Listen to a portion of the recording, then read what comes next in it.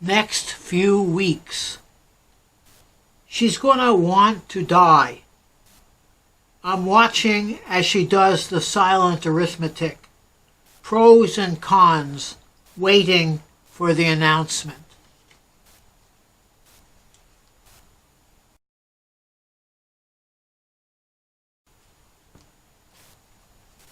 The Christmas party.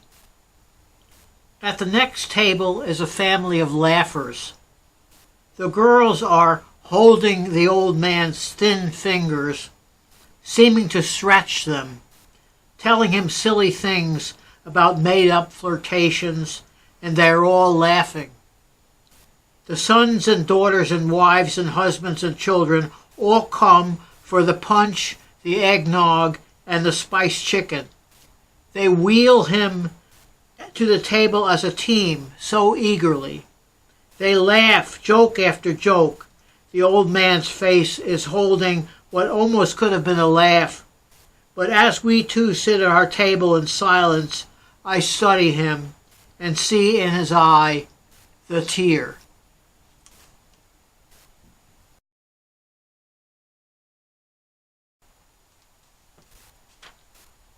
Wonderland. Wizened from years of bingo smarting, tiny Mina stands at the TV table, moving videotapes from their boxes, scrambling their titles. Being helpful, yesterday she portioned the milk into small glasses and added thickener. Junie wanders into Jennifer's room and samples the bed like Goldilocks. Peter, the man from the sidewalk bench, shuffles in his carefully supervised shoes with pants falling down, sucking his lips and wiping them with his extruded tongue. Miranda, bursting with cheer, bounds about the hall, responding to one important phone call after the other, awaiting her groom-to-be. Lean and imperious Irene points as she furrows her cool administrative brow.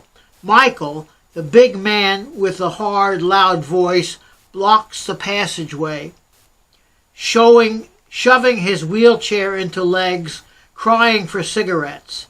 The make-believe tea party for dolls, the speech which comes so earnestly and dissipates on a journey to chaos, the sapped silence, the mystery friends to populate a mistaken spirit, the learning mangled, the scary rage of a helpless man, all happen at once.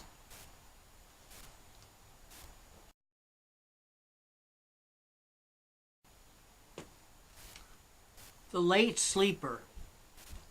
Death is inside, life is out. Silence contains the tools of death, and when it happens every day, you practice with them.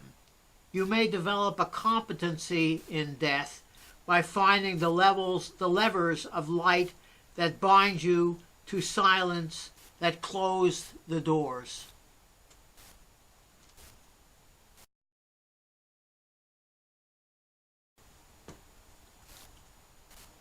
In the book, the poem sits dead. Its innards are frozen. The grass is passing through its skin. The poem is a shadow covering tunnels leading to little rooms with tiny tables on which are boxes. It's uneven in its fog. Crisp edges emerge when the light shifts, and some of what is suddenly seen frightens. The poem is a tiny bird. The warm workings of its life grind and slide, lubricated by rusty water from the sea.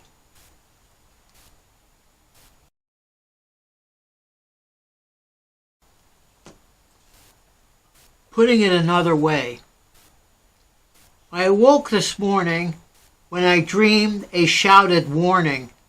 I opened my eyes alone. Speaking for myself, I spend half the hours of my life seeking voices.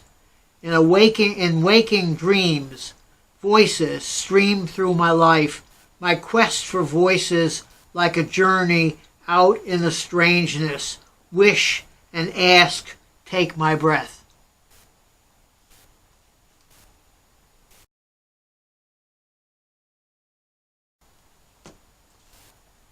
Putting it another way, I awoke this morning when I dreamed a shouted warning.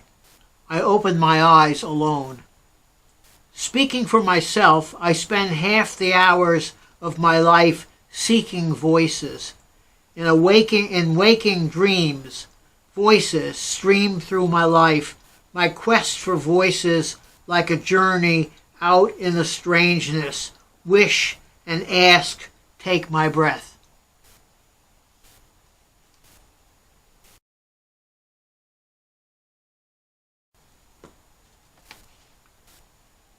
War Memorial. His face was marked with the creases of tears and the twisting of sunshine. He looked at the white monument as the woman so familiar her flesh was grown out of his approached from behind. He just wanted to know, and he asked the biased judge, "Am I a good man?" A strange light grew in the sky as she smiled.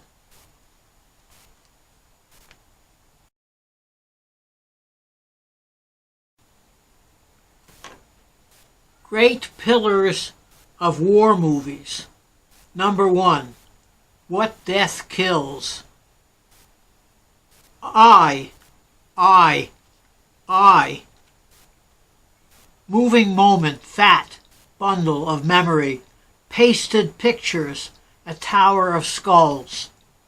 Want. The mattering of the world, the great pointing. You. The bestowal of birth knighthood, eyes to meet. Then, boom, flesh cells.